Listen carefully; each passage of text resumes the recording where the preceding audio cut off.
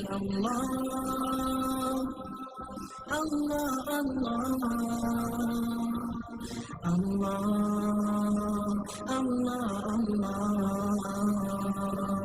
Allah.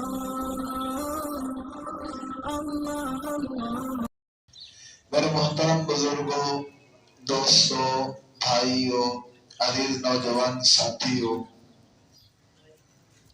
اللہ تبارک و تعالی نے کم و بیش 1,44,000 انبیاء علیہ السلام دنیا میں مبعوث فرمائے، اور اللہ تبارک و تعالی کی یہ عادت مبارکہ ہے، سنت اللہ ہے کہ اللہ تبارک و تعالی اپنے پیغمبروں کے ہاتھوں پر معجزات کا ظہور فرماتے ہیں۔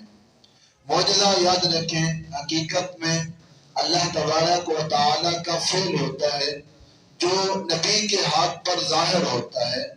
نبی اپنے اختیار سے، اپنی قدرت سے معجزے کا ظہور نہیں فرماتے، جب اللہ چاہتے ہیں تو اس کا ظہور ہوتا ہے۔ اور اللہ تبارک و تعالی نے مختلف انبیاء علیہ السلام کو مختلف معجزات عطا فرمائے، اور جو نبی جتنا بڑا ہوتا ہے، جس کا درجہ زیادہ ہوتا ہے، جس کی عظمت زیادہ ہوتی ہے، اللہ تبارک و تعالی اس کو معجزات بھی ویسے ہی بڑے سے بڑے، عظیم سے عظیم تر عطا فرماتے ہیں۔ جیسے موسیٰ علیہ السلام، عیسیٰ علیہ السلام، حضرت ابراہیم علیہ السلام، یہ اللہ کے بڑے بڑے پیغمبر ہیں، جلیل القدر پیغمبر ہیں، تو ان کے معجزات بھی اتنے ہی بڑے ہیں۔ موسیٰ علیہ السلام کے معجزات میں ہم دیکھتے ہیں اللہ ان کو لاٹھی عطا فرماتے ہیں، وہ لاٹھی سام بن جاتی ہے، اور اللہ تبارک و تعالیٰ نے ان کو ید بیضا عطا فرمایا، اپنا دست اقدس اپنے بغل مبارک میں رکھتے، دباتے، اور جب باہر نکالتے تو ہاتھ ایسے نور کی اس میں لائٹیں نکلتی، چمک ہوتی تھی، ید بیضا اسے کہتے ہیں۔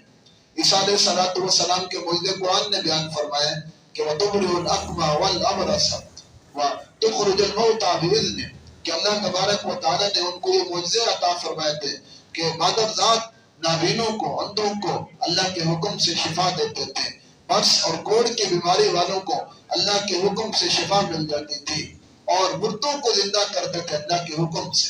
تمہارا جو جتنا بڑا پیغمبر ہوتا ہے اللہ اس کا معجزے بھی ویسے عطا فرماتے ہیں، کیونکہ تمام پیغمبروں میں جناب نبی کریم صلی اللہ علیہ وسلم کا مقام و مرتبہ، آپ کی شان اور آپ کی رفت تمام انبیاء سے زیادہ ہے، تو اس لیے اللہ نے آپ کو جو معجزات عطا فرمائے وہ بھی تمام انبیاء کے معجزات سے تعداد میں بھی زیادہ ہیں اور معیار میں بھی بڑے ہیں۔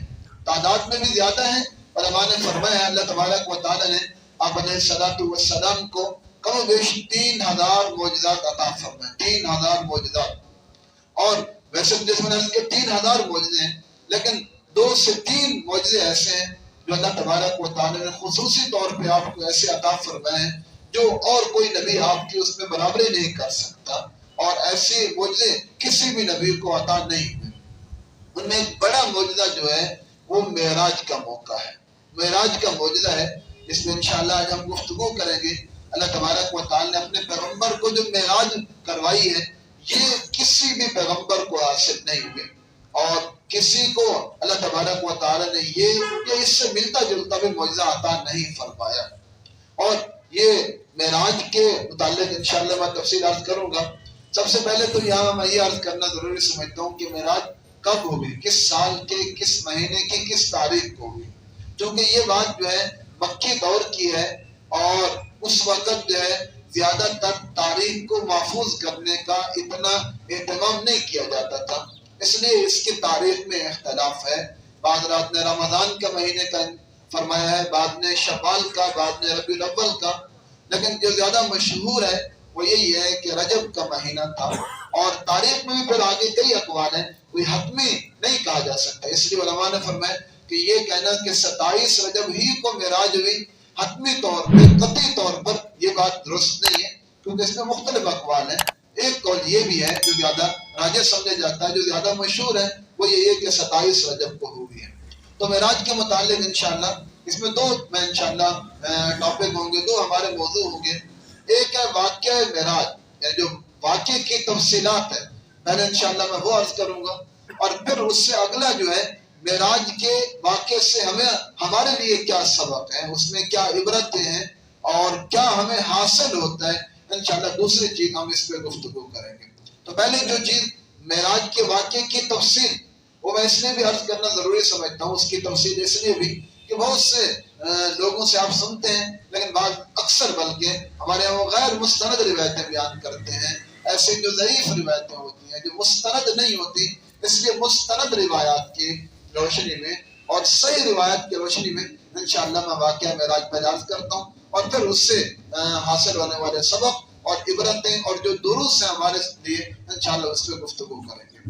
یاد رکھیں، جیسا میں شروع میں بھی عرض کیا کہ معراج کے واقعے کے تاریخ میں اختلاف موجود ہے، لیکن زیادہ جو مشہور قول ہے اس کے مطابق حضرت خدیجہ رضی اللہ تعالی عنہ جو آپ کی سب سے پہلی گھر والی ہیں، اماں جان ہے ہماری، اور آپ کے ام مکرم، آپ کے چچا جان جناب ابو طالب، کیونکہ یہ دونوں آپ کے ظاہری درجے میں، اسباب کے درجے میں ایک بہت بڑے آپ کے لیے بازو تھے، آپ کے لیے ڈھارس تھے اور آپ کے لیے ایک معاون تھے، اور اللہ تبارک و تعالیٰ کی کرنی ایسی ہوئی کہ تھوڑے سے وقفے سے یہ دونوں آپ کے معاون آپ سے جدا ہو گئے۔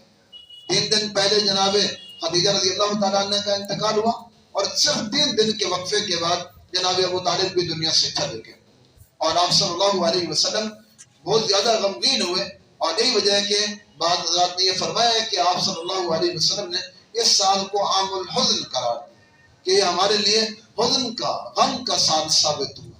تو اللہ تبارک و تعالیٰ نے آپ صلی اللہ علیہ وسلم کے تسلی کے لیے اور آپ کی جو ہے دل جوئی کے لیے اور اس غم کو ہلکا کرنے کے لیے آپ صلی اللہ علیہ وسلم کو معراج عطا فرمائی، معراج کرائی۔ خود نبی کریم صلی اللہ علیہ وسلم نے وہ واقعہ تفصیل سے بیان فرمایا، بخاری اور مسلم میں اس واقعے کی تفصیلات موجود ہیں۔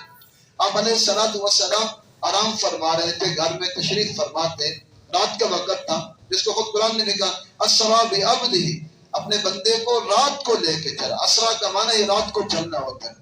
تو آپ علیہ السلام فرماتے ہیں میں سویا ہوا تھا، آرام فرما رہا تھا، تو اچانک چھت پھاڑ کر کے اللہ کے فرشتے حضرت جبرائیل علیہ السلام، حضرت میکائیل اور ان کے ساتھ فرشتوں کی بڑی جماعت بھی موجود تھی، اور میں شاید اس میں تفصیلات میں نہیں جا سکتا، ایک دو میں نے تفصیلی بیان کیا تھا، مجھے یاد ہے اسی جگہ میرے 3 جمعے لگ گئے تھے معراج کے صرف واقعے میں، تو تفصیلات بہت زیادہ ہیں، میں صرف پوائنٹ مختصر میں وہ عرض کرتا ہوں۔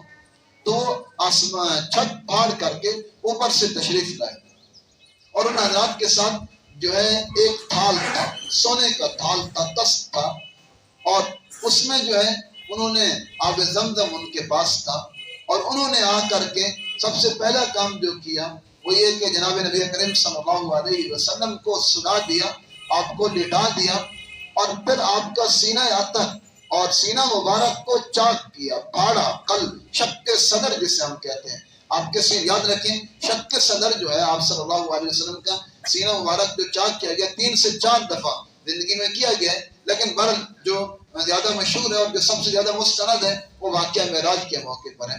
تو برل اس وقت تو لوگ عجیب نہیں سمجھتے تھے کہ یہ کیسے ہو گیا کہ ایک آدمی کا سینہ پھاڑا، اس میں سے دل نکالا، اس کو دھویا، پھر رکھ دیا۔ اب تو اللہ تبارک و تعالیٰ نے جدید میڈیکل سائنس کے لیے یہ چیزیں عام ہو گئی، اور بلکہ آپ کو عجیب بات بتاؤں، جتنی میڈیکل ترقی کرتی جاتی ہے، جتنی سائنس ترقی کرتی جا رہی ہے، الحمدللہ اسلام کے جو احکام تھے اور اسلام کی جو باتیں تھیں وہ روز روشن کی طرح مزید واضح ہوتے جا رہی ہیں، تجربات سے بھی ثابت ہوتی جا رہی ہیں۔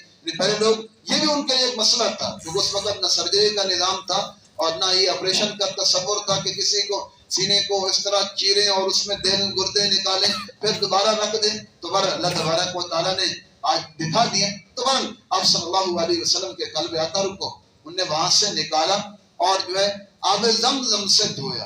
اچھا علماء نے یہاں بھی نقطہ لکھا ہے کہ آب زمزم سے دھویا، حالانکہ وہ جنت سے آ رہے تھے تو وہیں آب کوثر بھی تو لا سکتے تھے، یعنی کوثر کا جو پانی ہے، لیکن اللہ تبارک و تعالیٰ نے آب زمزم کو دلوایا۔ تو بعض علماء تو یہاں بھی کہتے ہیں کہ آب زمزم جو ہے وہ آب کوثر سے بھی افضل ہے۔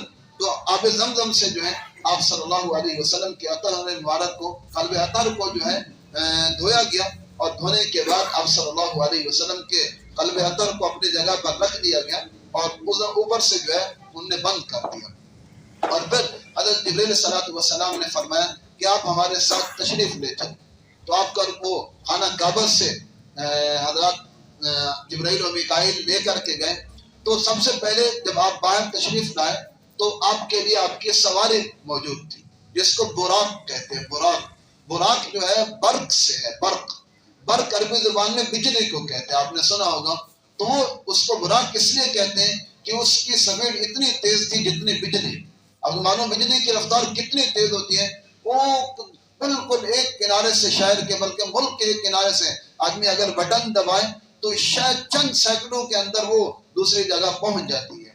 تو وہ براق حضور پاک نے فرمایا کہ وہ خچر جو ہوتا ہے, خچر سے تھوڑی سی چھوٹی تھی اور گدھے سے, حمار جسے کہتے ہیں, اس سے تھوڑی سی بڑی تھی, ان کے درمیان تھی.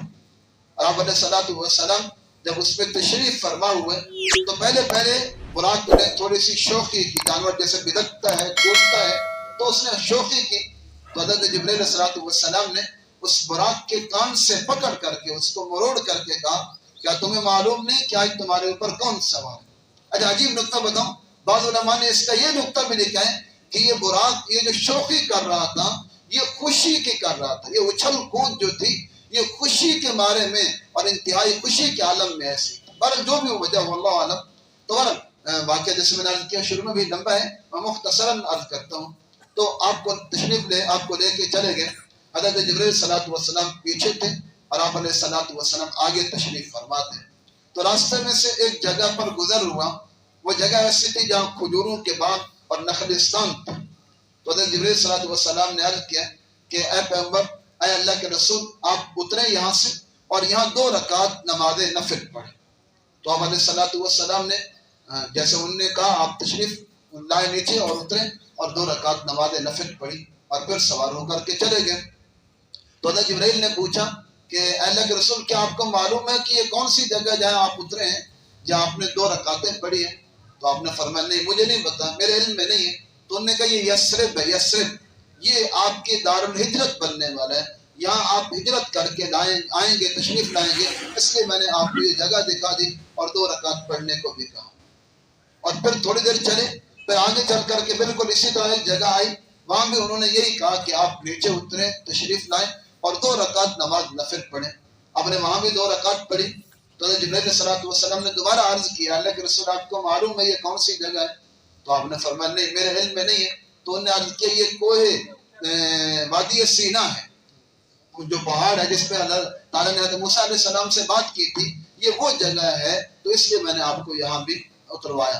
تو اگر آپ علیہ الصلوۃ والسلام آگے تشریف لے گئے تو راستے کے ایک سائڈ پہ, راستے کے ایک کنارے پہ ایک بوڑھی عورت کھڑی تھی, بوڑھی, وہ بالکل کمزور سی, وہ آپ کو بلا رہی تھی کہ میری طرف سنو, میری بات سنو, متوجہ کر رہی تھی. تو جبرائیل نے فرمایا کہ آپ اس عورت کی بات نہ سنیں, آپ آگے دیکھیں, اپنے سفر کو جاری رکھیں. جب آگے چلے تو جبرائیل نے عرض کیا کہ اللہ کے پیغمبر آپ کو معلوم تھا یہ بوڑھی عورت کون تھی اور آپ کو یہ کیوں بلا رہی تھی؟ تو آپ نے فرمایا نہیں, کیونکہ اللہ نے اپنے پیغمبر پہ بہت سی چیزیں ظاہر فرمانی تھی. تو آپ نے فرمایا نہیں میرے علم میں نہیں ہے. تو کہا یہ بوڑھی عورت جو تھی یہ دنیا تھی, یہ آپ کو بلا رہی تھی. اگر خدا نہ خواستہ آپ اس کی طرف متوجہ ہوتے تو شاید آپ کی امت بالکل دنیا میں غرق ہو جاتی, تو اس لیے میں نے آپ کو کہا اس کی طرف توجہ نہ کریں. اب آگے تشریف لے گئے, راستے میں ایک بوڑھا آدمی ملا, وہ بھی اسی طرح آپ کو اپنی طرف بلا رہا تھا, متوجہ کر رہا تھا. حضرت جبرائیل نے وہاں بھی عرض کیا کہ آپ اس کی طرف نہ دیکھیں, آپ آگے جیسے دیکھ رہے ہیں آگے ہی اپنے سفر کو جاری رکھیں. آگے جا کر کے جبرائیل نے بتایا کہ یہ بوڑھا آدمی جو ہے یہ شیطان تھا اور یہ بھی آپ کو اپنی طرف متوجہ کرنا چاہتا تھا, اس لیے میں نے آپ سے عرض کیا کہ آپ اس کی طرف توجہ بھی نہ فرمائیں. تو میں عرض کر رہا ہوں کہ یہ واقعہ تو بہت تفصیل کے ساتھ ہے, اور لیکن میں صرف مختصر آگے راستے میں آپ علیہ الصلوۃ والسلام کا سیدنا حضرت موسیٰ علیہ الصلوۃ والسلام کی قبر مبارک پر گزر ہوا. صحیح مسلم میں یہ روایت موجود ہے.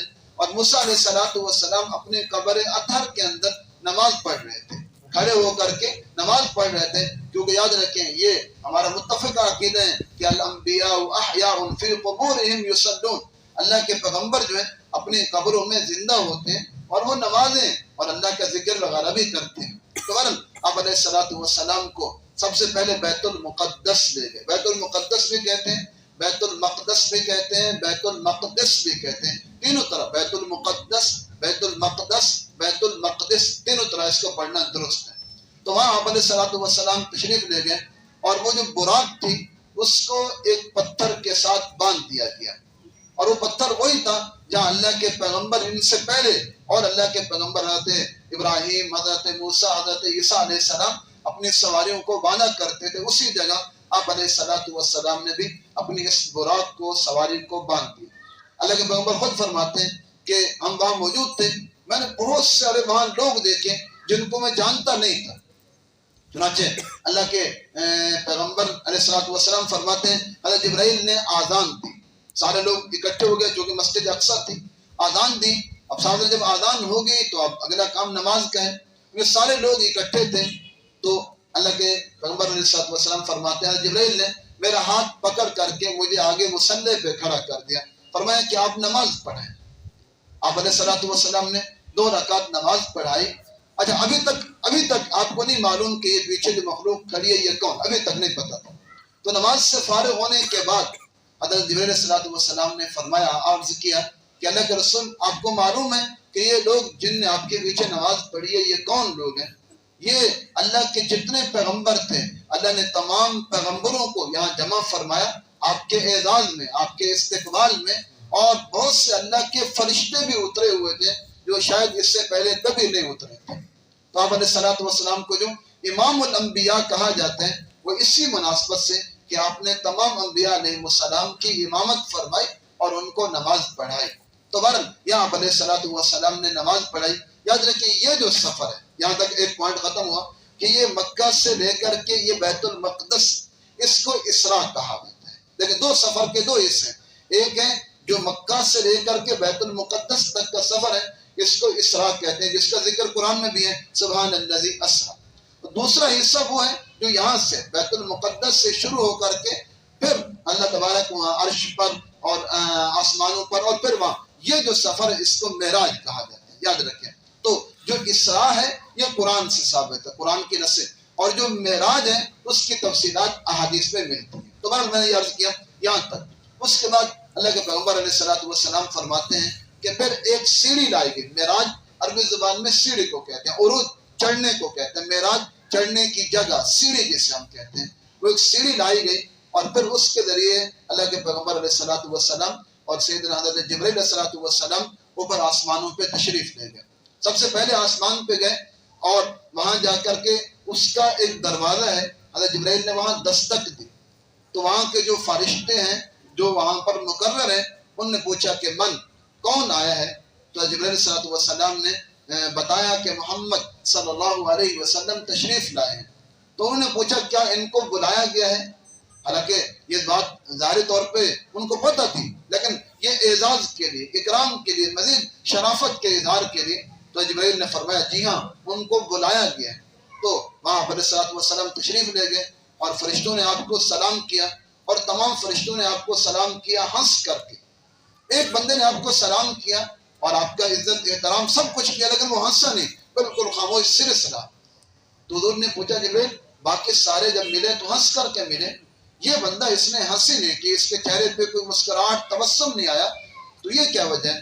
تو جبرائیل نے عرض کیا اللہ کے رسول یہ جو ہے یہ مالک ہے، مالک جہنم کا داروغہ جو ہے، جہنم کا یوں کہ نگران جو ہے یہ وہ ہے، یہ ہنستا نہیں ہے کسی کے لیے۔ اگر یہ کسی کے لیے ہنسا ہوتا تو آپ کے لیے ہنستا، لیکن اس نے ہنسنا نہیں، کیونکہ جہنم کا داروغہ جو تھا اللہ نے اس پہ ایسی یعنی کیفیت اور روب کا۔ تو ورن پہلے آسمان پہ اللہ تبارک و تعالیٰ کے نبی کی ملاقات ابو البشر اور ابو الانسانیت سیدنا حضرت آدم علیہ السلام سے ہوئی۔ حدیث پاک میں آتا ہے اللہ کے نبی فرماتے ہیں آدم علیہ السلام یوں تشریف فرماتے، ٹیک لگا کے بیٹھے تھے، اور کبھی اپنی دائیں طرف دیکھتے تو مسکرا پڑتے، تبسم فرماتے، خوشی کا اظہار کرتے، پھر بائیں طرف دیکھتے تو چہرے پہ غم کے، پریشانی کے علامتیں ظاہر ہوتی، اور یوں شکل یعنی آپ کی مبارک ایسے ظاہر ہوتی جیسے آپ کو رونا آتا۔ تو پوچھا اللہ کے نبی صلی اللہ علیہ وسلم نے یہ کیا ماجرا ہے؟ تو جبرائیل نے بتایا کہ دائیں طرف جو ہے ان کی وہ اولاد، وہ بچیاں جو جنت والے ہیں، جب ان بچوں کو دیکھتے ہیں تو خوش ہوتے ہیں، خوشی کا اظہار کرتے ہیں، اور بائیں طرف ان کی وہ اولاد، وہ بچیاں جو جہنمی ہیں، جب ان بچوں کو دیکھتے ہیں تو صاف ترے باپ ہے ان کو رونا آتا ہے۔ تو اس طرح میں واقعہ مختصر کرتا ہوں کیونکہ وقت ہمارے پاس تھوڑا ہے تاکہ وقت واقعہ مکمل ہو جائے. پھر دوسرے آسمانوں پر تشریف لے گئے. دوسرے آسمانوں پر آپ علیہ الصلوۃ والسلام کی ملاقات سیدنا حضرت عیسیٰ علیہ السلام سے اور حضرت یحییٰ علیہ السلام. یہ دونوں رشتہ دار ہیں اور آپس میں خالہ زاد بھائی لگتے ہیں. تو بہرحال ان دونوں حضرات سے ملاقات ہوئی.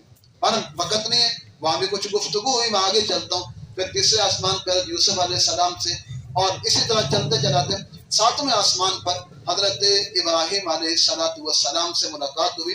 اور آپ جو ہے اس طرح تشریف فرما رہے تھے کہ بیت المعمور سے ٹیک لگے ہوئے تھے. بیت المعمور سے آپ نے ٹیک لگا رکھی تھی.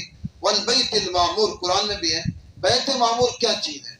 بیت المعمور جو ہے یہ بھی بالکل ایک طرح کا خانہ کعبہ ہے. جیسے ہمارا خانہ کعبہ ہے یہ مکہ میں، بالکل اس کی بالکل سید میں ساتویں آسمان پہ بیت المعمور ہے جو فرشتوں کا خانہ کعبہ ہے. اور اس میں فرمایا گیا اور وہ ہمارے خانہ کعبہ کے بالکل اس طرح سید میں اگر بالفرض وہ گرے تو نیچے بالکل کعبے کے اوپر آ کر کے گرے. تو وہاں حضرت ابراہیم علیہ السلام تشریف فرماتے اور اللہ تبارک و تعالیٰ کے نبی کو حضرت جبریل نے کہا کہ آپ کے جد امجد ہیں حضرت ابراہیم ہیں، آپ ان کو سلام کریں. تو اللہ کے نبی نے سلام کیا. حضرت ابراہیم علیہ السلام نے سلام کا جواب دیا، مرحبا بالنبی الصالح مرحبا بالابن الصالح، کہ نبی صالح کو مرحبا، اپنے پیارے بیٹے اچھے بیٹے کو مرحبا. اور جو ہے ان سے ملاقات ہوئی ساتویں آسمان پر. اور پھر اللہ تبارک و تعالیٰ کے نبی ساتویں آسمان سے اوپر ایک جگہ ہے یہ سدرۃ المنتہا کہتے ہیں. عند سدرۃ المنتہا عندہا جنت المأوی. پھر اس کے آگے اللہ کا عرش اور پھر اللہ کی جنت ہے. تو سدرۃ المنتہا تک جبریل علیہ السلام ساتھ گئے. اس کے آگے حضرت جبریل علیہ السلام کی جو پرواز تھی وہ وہاں پر جا کر کے رک گئی، وہاں ختم ہوگی. ان کی آخری حد وہی تھی. آگے حضرت جبریل علیہ السلام نے عرض کیا کہ اللہ کے پیغمبر اس سے آگے میں نہیں جا سکتا، اگر اس سے میں تھوڑا سا آگے بھی بڑھا تو میں جل کر کے اللہ کے نور سے بھسم ہو جاؤں. تو اس لیے آگے آپ نے خود تشریف لے جانا ہے. اور حدیث میں آتا ہے کہ یہاں سے پھر آپ کی سواری بھی تبدیل ہوگی. اور رف رف قرآن میں جس کا ذکر آتا ہے سورۃ الرحمن میں، وہ رف رف آپ کی سواری تھی. پھر وہ سواری تشریف لائی. اور سدرہ کا اصل معنی ہوتا ہے بیری، بیر جسے ہم کہتے ہیں بیری. یہ سدرۃ المنتہا اور یہ اتنی بڑی بیر ہے، اللہ کے پیغمبر فرماتے ہیں کہ اس کا ایک ایک بیر کا جو دانہ ہے وہ ایسے جیسے ایک مٹکا ہوتا ہے بڑا بڑا، اتنی بڑی بیری ہے. اور پھر وہاں سے آگے آپ سری الاقلام میں تشریف لے گئے. سری الاقلام یعنی وہ جگہ جہاں کلمیں چل رہی تھی اور تقدیر لکھی جا رہی تھی. تقدیر کے لکھنے کے لیے کلموں کی جو چلنے کی آواز تھی، سری الاقلام، وہاں تشریف لے گئے. اور پھر اس سے آگے اللہ تبارک و تعالیٰ کا عرش اور پھر اللہ تبارک و تعالیٰ کے ساتھ آپ علیہ السلام وہاں تشریف لے گئے اور اللہ تبارک و تعالیٰ سے ہم کلام ہوئے. اور پھر اللہ تبارک و تعالیٰ کی انہی آنکھوں سے زیارت ہوئی ہے. اکثر علماء کی تحقیق یہی ہے، بعض کہتے ہیں کہ ان آنکھوں سے نہیں بلکہ دل کی آنکھوں سے ہوئی. لیکن بہرحال آپ علیہ السلام کو اللہ تبارک و تعالیٰ کی زیارت نصیب ہوئی اور اللہ تبارک و تعالیٰ نے آپ کو جو ہے 3 اس وقت بڑے انعام عطا فرمائے. ایک نماز کا تحفہ ملا، اللہ نے اپنے پیغمبر کو نماز عطا فرمائی جو لے کر کے آپ تشریف لائے. اور دوسرا سورۃ بقرہ کا جو آخری رکوع ہے، آمن الرسول بما انزل الیہ من ربہ والمؤمنون، یہ بڑا عظیم الشان آیت ہے اور ان کی بہت زیادہ حدیث میں فضیلت بیان کی گئی ہے. وقت نہیں ہے، کافی ٹائم ہو گیا، میں آگے چلتا ہوں. اور تیسرا جو آپ کو انعام ملا اور جو آپ کو اللہ کی طرف سے گفٹ ملا وہ یہ تھا کہ آپ کی امت میں جو شرک نہ کرے، بس اس کے علاوہ جتنا بھی بڑا گناہ کرے گا انشاءاللہ میں اس کی ایک نہ ایک دن ضرور مغفرت کروں. جو مسلمان ہوگا وہ ہمیشہ جہنم پہلے تو انشاءاللہ جائے گا ہی نہیں، انشاءاللہ اگر بالفرض چلا بھی گیا تو ہمیشہ جہنم میں نہیں جائے گا، چاہے جتنا بڑے گناہوں کا مرتکب ہو، بشرطے کہ شرک کا ارتکاب نہ کرتا ہو. تو پھر آپ علیہ السلام یہ 3 انعامات لے کر کے اللہ تبارک و تعالیٰ سے تشریف لائے. آگے سیدنا موسیٰ علیہ السلام سے ملاقات ہوئی اور انہوں نے آپ نے آگے سنا ہے کہ درخواست کی کہ آپ نمازوں میں تخفیف کریں اور وجہ بیان کی کہ میں تجربہ کر چکا ہوں کہ آپ کی امت کمزور ہے، اتنا نہیں ہوگی، تو آپ تشریف لاتے رہے. اس طرح جو ہے نمازیں کم ہوتے ہوتے پھر 5 جب رہ گئی تو اللہ تبارک و تعالی نے فرمایا یہ ہیں تو 5 لیکن ثواب 50 کا ہی ملے گا. ما یبدل القول لدی، ہمارے ہاں تبدیلی نہیں ہوتی، میں نے پہلے سے ہی 5 طے کر رکھی تھی، اس لیے ہیں تو 5، البتہ ثواب جو ہے انشاءاللہ 50 ہی کا. Allah, Allah, Allah, Allah, Allah.